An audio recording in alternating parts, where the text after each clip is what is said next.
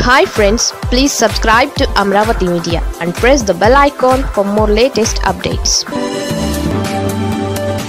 చంద్రబాబు వద్ద రాయలసీమ బూడిద పంచాయతీ. రాయలసీమలో బూడిద పంచాయతీ వివాదానికి కారణమవుతోంది. ముఖ్యంగా కూటమిలో విభేదాలకు అవకాశం కల్పిస్తోంది. ఈ తరుణంలో సీఎం చంద్రబాబు కలుగజేసుకున్నారు. దిద్దుబాటు చర్యలకు దిగనున్నారు. సిమెంట్ పరిశ్రమలకు బూడిద తరలించే విషయంలో జేసీ దివాకర్ రెడ్డి, ఆదినారాయణ రెడ్డి వర్గీయుల మధ్య వివాదం తలెత్తింది.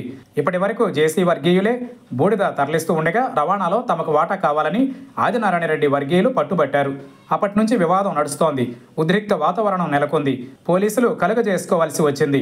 అయితే ఇది కూటమి ప్రభుత్వానికి చెడ్డ పేరుగా నిలుస్తోంది. జేసీ ప్రభాకర్ రెడ్డి టీడీపీలో సీనియర్ నేత, ఆదినారాయణ రెడ్డి సైతం బీజేపీ ఎమ్మెల్యే. తాజా వివాదం కూటమి ప్రభుత్వంపై ప్రభావం చూపే అవకాశం ఉంది. అందుకే టీడీపీ ఇన్ఛార్జ్ భూపేష్ రెడ్డి, ఆదినారాయణ రెడ్డి, జేసీ ప్రభాకర్ రెడ్డిలకు ముఖ్యమంత్రి కార్యాలయం నుంచి పిలుపు వచ్చింది. సీఎం చంద్రబాబును కలుసుకోవాలని వర్తమానం అందింది. దీంతో ముఖ్యమంత్రి కార్యాలయంలో దీనిపై పంచాయతీ జరగనుంది. దీనికి చంద్రబాబు ఒక పరిష్కార మార్గం చూపి వివాదానికి ఫుల్ స్టాప్ పెట్టే అవకాశం కనిపిస్తోంది. ఆర్టీపీపీ నుంచి సిమెంట్ పరిశ్రమలకు బూడిద తరలిస్తూ ఉండేవారు. ఈ క్రమంలో చాలా ఏళ్లుగా జేసీ ప్రభాకర్ రెడ్డి వర్గీయులు ఇలా బూడిద తరలిస్తూ వచ్చారు. అయితే తమకు కూడా వాటాలు కావాలని ఆదినారాయణ రెడ్డి వర్గీయులు కోరారు. ఈ నేపథ్యంలో బూడిదను వాహనాల్లో నింపకుండా ఆదినారాయణ రెడ్డి వర్గీయులు అడ్డుకున్నారు. అదే సమయంలో ఆదినారాయణ రెడ్డి వర్గీయుల బూడిద లారీలు తాడిపత్రి రాకుండా జేసీ ప్రభాకర్ రెడ్డి అడ్డగించారు. దీంతో ఉద్రిక్త పరిస్థితులు నెలకొన్నాయి.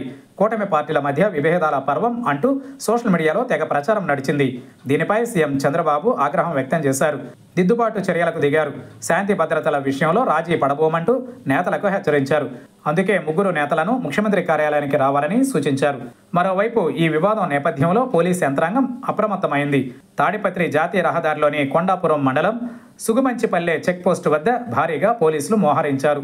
ఇటువంటి అవాంఛనీయ ఘటనలు జరగకుండా ముందస్తు చర్యలు చేపట్టారు. ముఖ్యంగా ఈ వివాదాన్ని ఆదిలోనే తుంచేయాలని చంద్రబాబు భావిస్తున్నారు. వీలైనంత త్వరగా పరిష్కార మార్గం చూపి ఎండ్ కార్డు వేయాలని చూస్తున్నారు.